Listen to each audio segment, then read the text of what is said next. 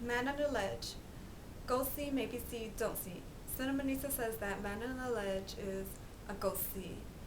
Sam Worthington stars as Nick, an ex-cop who is set up for stealing an expensive diamond and sent to jail. But Worthington's character escapes and becomes a fugitive and sets out to clear his name um, by having his brother steal back the diamond that he supposedly stole. Um, he fakes a suicide attempt off a high-rise building while his brother and his brother's girlfriend tries to pull off this like heist. Man on the Ledge is solidly good and solidly exciting thriller slash action slash heist film. I was thoroughly entertained.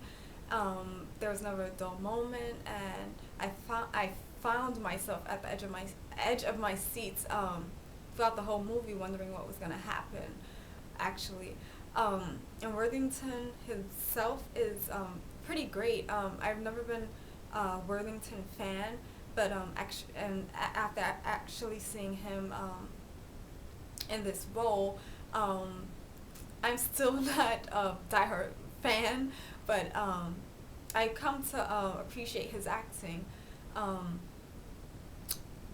the supporting cast, however, needed a little bit more work, even though it was a pretty perfect cast for this type of movie. I didn't expect to see, of course, Brad Pitt and Angelina Jolie and Denzel Washington all in the same movie, but besides A-lister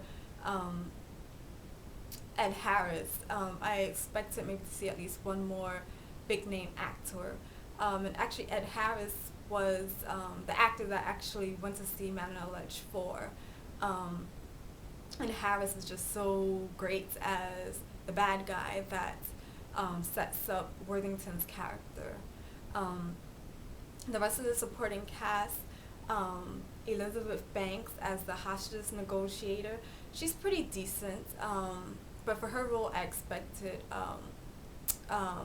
someone maybe a little more older, but Banks was, she was pretty good.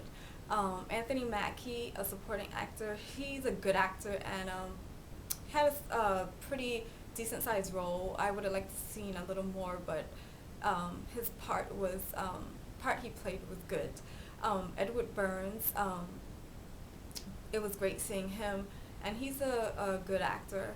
But his character was a bit annoying. He would spew out cliches more than I would have liked to heard actually. But his role was good. Now the two actors, Jamie Bell and Genesis Rodriguez, I would have liked to see bigger name actors portray them, even though Bell and Rodriguez were pretty decent. Jamie Bell played Worthington's character's brother, and Genesis Rodriguez, who is a sort of Megan Fox type, definitely the eye candy to Man on the Ledge. She plays Belle's character's girlfriend, and they pull off a pretty cool heist as they attempt to steal this diamond from Harris's character. Yeah, they were pretty decent acting, but I just would have loved to see perhaps Ben Foster take on Belle's role and Michelle Rodriguez take on Genesis Rodriguez's role. The coolest thing about this entire film, Man on a Ledge, is the scene where Worthington's character, spoiler, he when he jumps off of the building finally, and it's a pretty thrilling moment. Of course, I'm not going to tell you whether he makes it off that building. He survives the landing actually, but the best scene of the entire movie. It all led up to that moment.